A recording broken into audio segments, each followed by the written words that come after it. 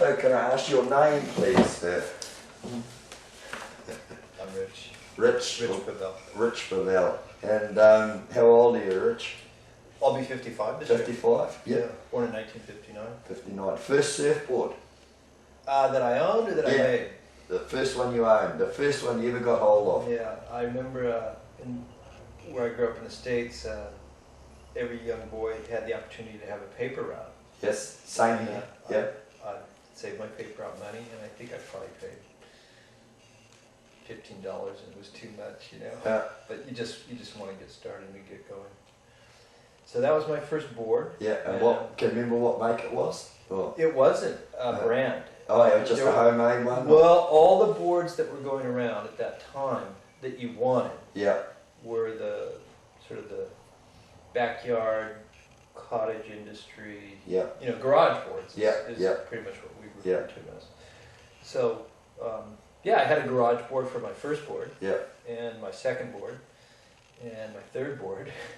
And I'm just trying to think. I actually own a few like brand boards now. But these would be boards that I bought much later in life that were bespoke. Renegade made me a board for my birthday. Things like that.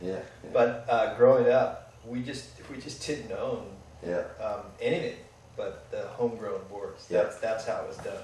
So did they have them in the shops in those days, or not they so did, much? But you know, those were for like the good guys. Like they were kind of considered hodads. And the best guys, the really good guys, the truly talented guys, made their own boards. And that's just how we were groomed as young ones coming up. You know, you on merits found your position in the lineup because you made your own equipment.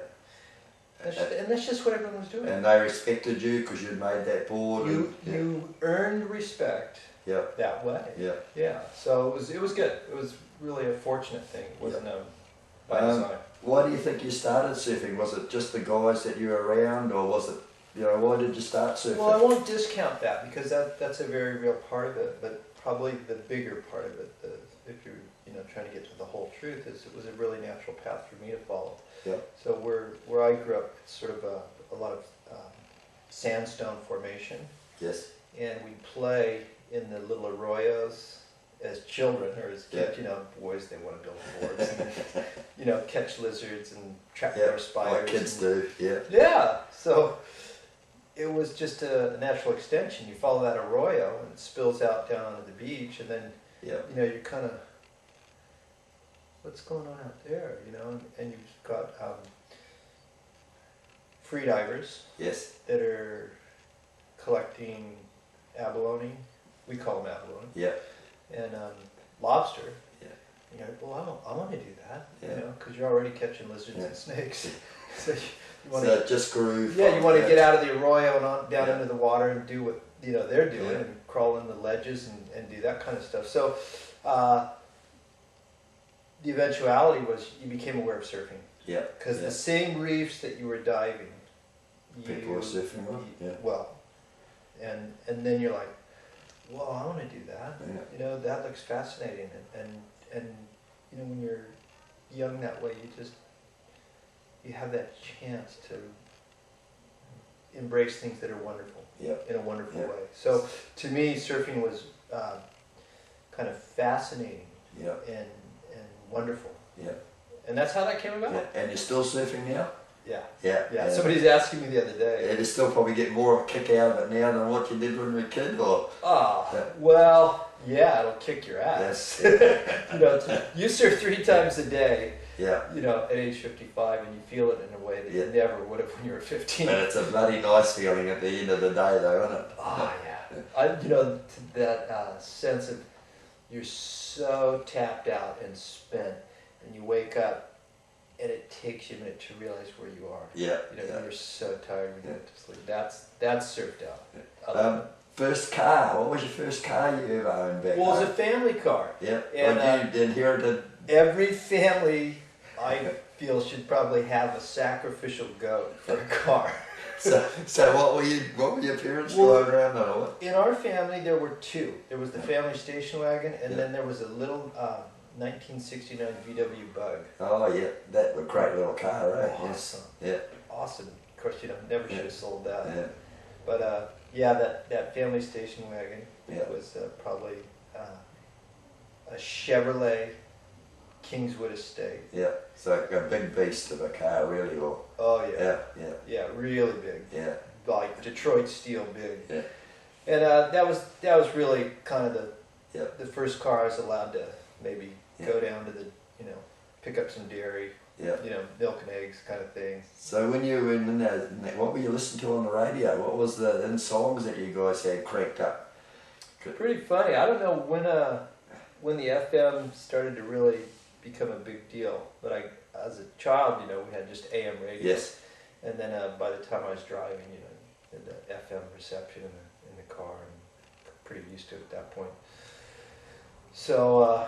Was it just all the popular stuff, or you into alternate? I actually listened to everything. I remember at the earliest junctures driving down the road, I'd play symphony music. Yeah. Wasn't real big on country then. Kind of grown to sort of. So you weren't Beach Boys and all that sort of thing, were they? Not Beach Boys. Yeah. Hendrix. Yeah. Jim Hendrix. I think I was more, not so much the Beatles, but the Stones. Yeah. When some you're of young. the early stuff was really when great. You're young. Yeah. And they're still going. Did you belong to any surf clubs when you were a young fella? No, I'm not so enjoying much. it.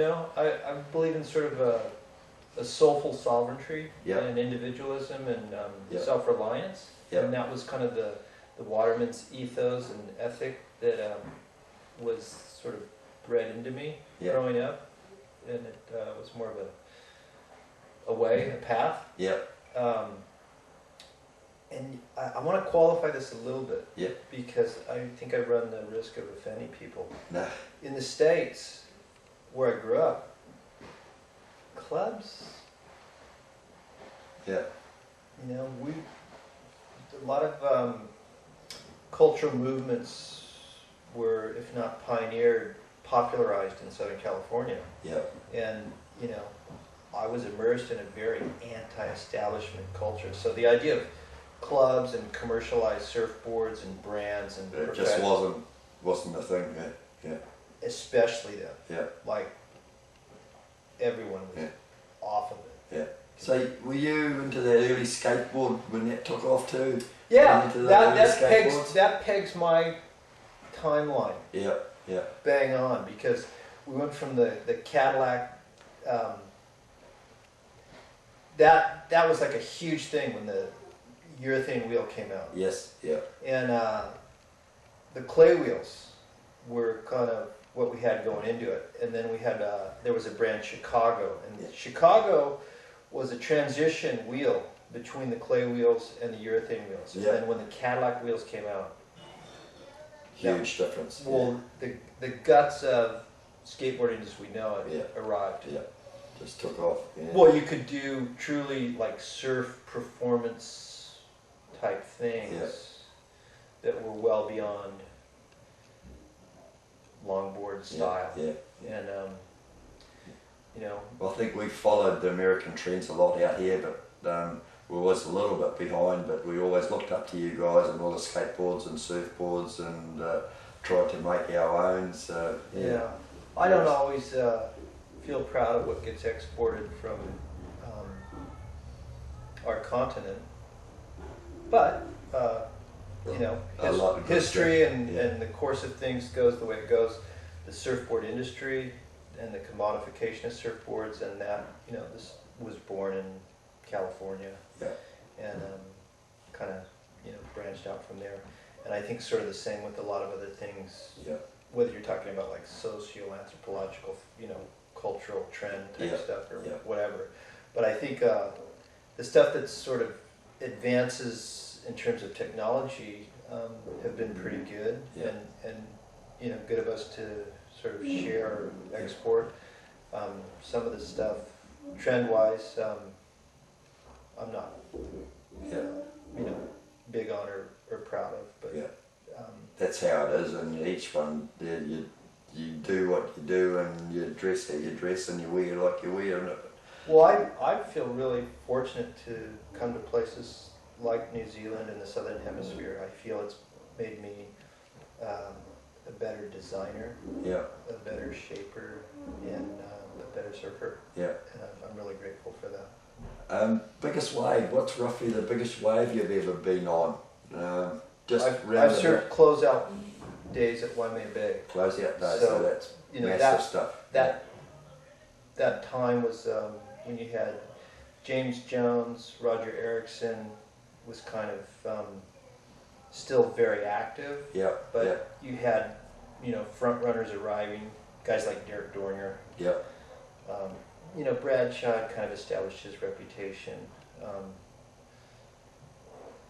But probably Derek Dornier would be the guys I was most directly related to in terms of surfing Waimea. And so my big wave, sort of.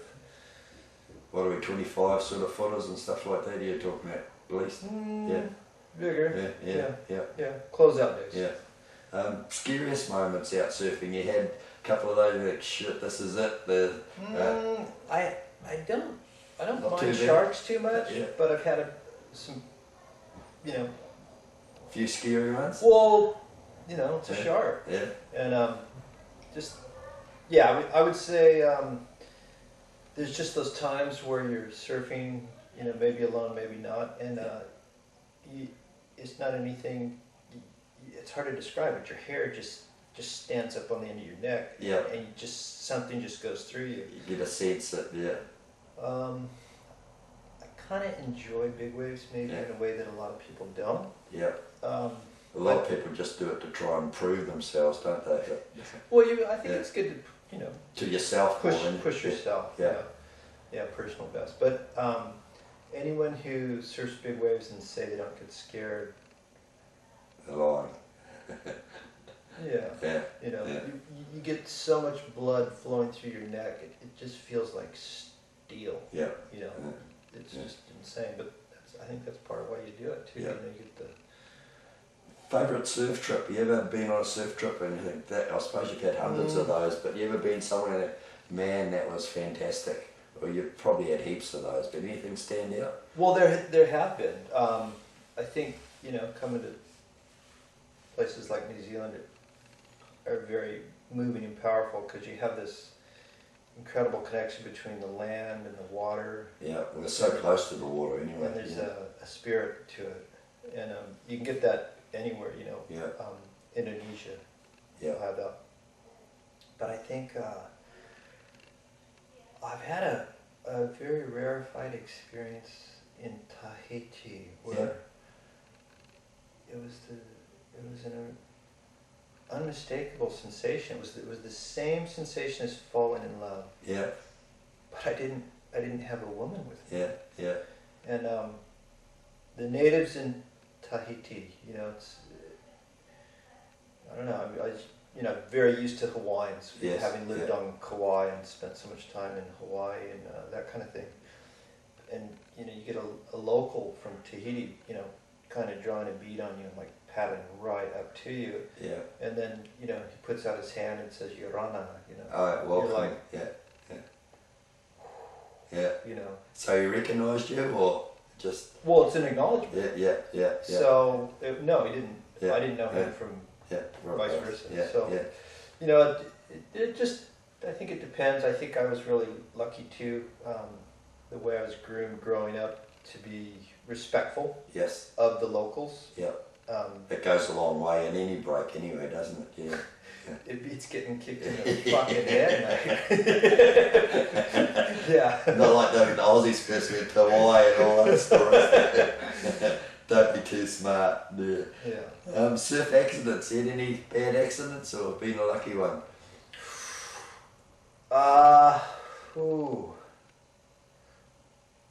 Nothing bad? Nothing bad, I've literally had my trunks blown off me. But you would have carried on surfing anyway. No, I don't. No bad accidents. Yeah, pretty. I try and be. I mean, I'll take risks. Yeah. You know, like. But try not to be stupid. Yeah. Yeah. Well, we all do that now and again. What's your favourite? Where's your favourite break at the moment? Where do you know when you're at home and you want to go to surf? Where do you go to?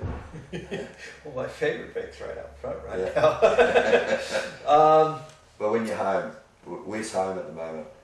You know, I live abroad. Yeah. And I live abroad the majority of the year. Yeah. There's some places I like to surf alone. Yeah. So I probably can't tell you where my favorite break is. Yeah. I've been spending about 6 months out of the year in Indonesia lately. Indonesia, yeah. Yeah, and I think it's probably one of the most prolific wave engines on the planet, the Indian Ocean. There's a lot of tour groups go down in Indonesia and Maldives and all those in there. So. Understandably. Yeah. And I think keep your eye on Indonesia. I think the talent that's coming out of there, located there in the coming years. It's you know, I don't know if you've read the white paper and what's going on throughout the corridor, you know, Australasia, but there'll be some talented surfers coming out. But a favorite spot, gosh, you know, that's a hard question. Yeah, it's a fair question. But well, we're like my favourite beach is the one that's closest to me because I know there'll be a wave there, so I tend to go there, so I love it. But there's better waves elsewhere if you want to travel. But you're not that different to that. What's the funniest thing you've ever seen out surfing on the wave? Surfing, anything stands out that was hilarious? Like, you've probably seen thousands of them. Kids. Kids. The little ones, you know. Learning. And how stoked they are. Yeah. You know, and the uninhibited exuberance of youth. Yeah, I saw a young girl down here, only about a 9-year-old, caught a wave today, and her mum was cheering more than the kid, and it's that experience I think that we remember, that joy of getting a free ride there. Yeah. So who did you surf with when you grew up? Any people that we would, us Kiwis would know? Did you? Well, you know, I was born in La Jolla. Yeah. Winninsee's, you know, renowned, venerated, and the crew is, if not famous, infamous. Yeah. But also some really good influences in board design and board building. Yeah. Guys like Michael Diffenderfer. Yeah. So you still make boards? Yeah, I love it. Yeah. And do you have a brand name or? The Greener. Yeah. And have you had that for a long time or? I have and I haven't. You know, the Greener was established on Kauai in September of 1970. Yeah. And I've probably for half that time had ownership. Yes. And I've had involvement for not the entire time, but a considerable amount of time. Yeah. So,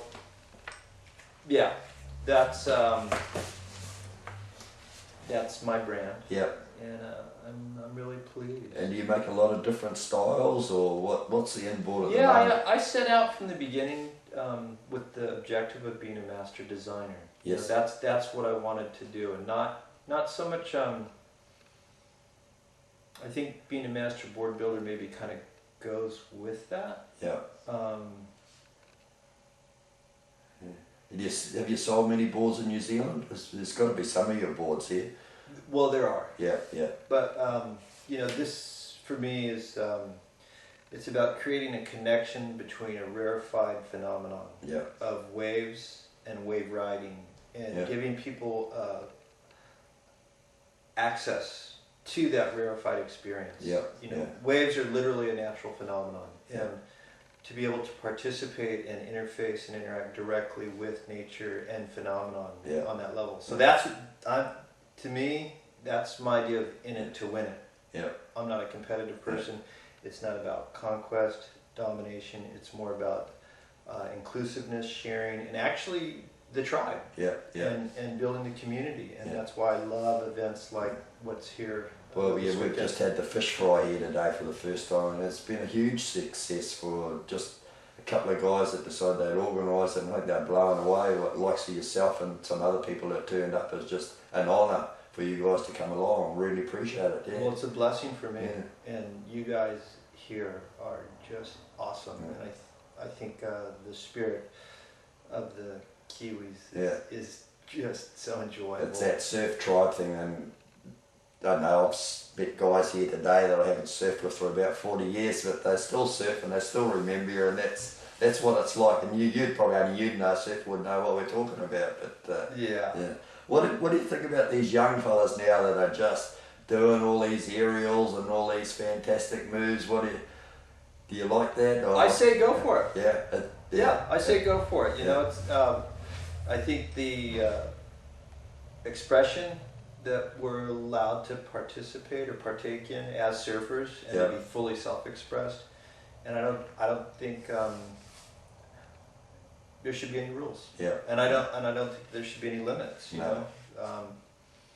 People are always pushing the boundaries and doing more and more things.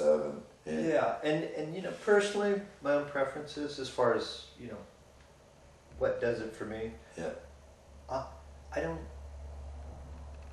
That's not my ambition. But I don't want to rain on their parade or you know, dampen their aspirations. So.